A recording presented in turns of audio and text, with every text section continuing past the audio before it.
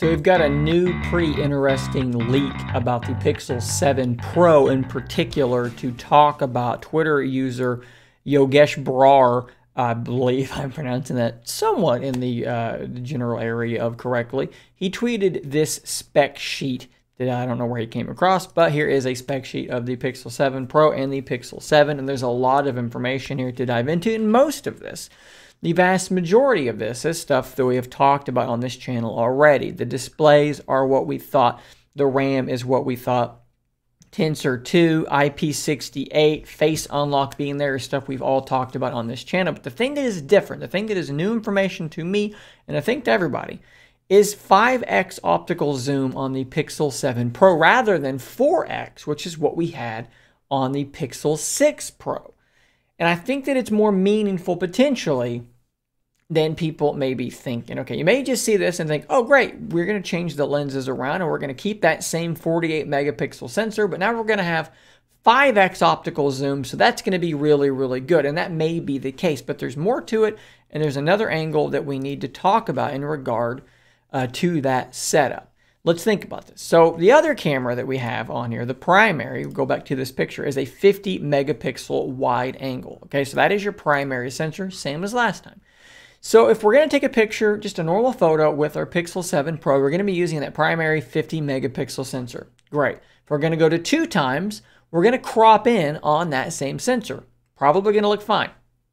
3 times, we're cropping in a little further. 4 times, we're cropping in a little bit further.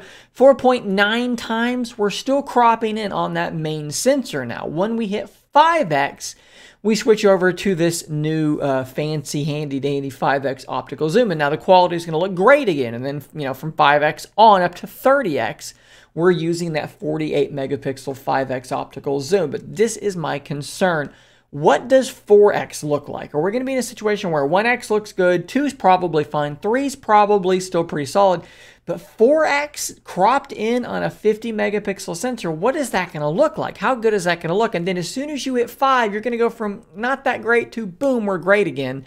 Might be a little bit of a dead spot there in the middle, where if you're at 4x, you might just want to step back and go to 5x because that 4 might not look very good. That is a long way to crop in. Granted, a 50 megapixel image is very, very large, and that's what I think they're banking on, that you can crop into that very large image, maybe utilizing the full resolution of that sensor. And of course, Google has some really good software, Magic, where they take advantage of like the micro movements of your hand to sort of take multiple different images at different angles and sort of piece that together to get more detail that way. So they're going to use some software magic there to make it a bit better. But this is at least somewhat of a concern for me. Now, on the flip side, after we get past 5x and up, we're talking about something like the S22 Ultra, which is a 10x optical zoom. How well is this going to be able to compete? Well, it is my opinion, I would guess that the fact that this is such a higher resolution image and Google's software, I think this thing might be able to compete fairly well against the S22 or then the 23 Ultra with its 10x optical zoom. And a big reason for that is because that 10x optical zoom is only 10 megapixels, whereas this is 48. And now I know that that doesn't mean the picture is going to be better, but let's think about this for a second. We're zooming in optically, so lossless at 5x. Well, let's go up to 10. Well, now we have a really large image that's 48 megapixels that we can crop in on, right?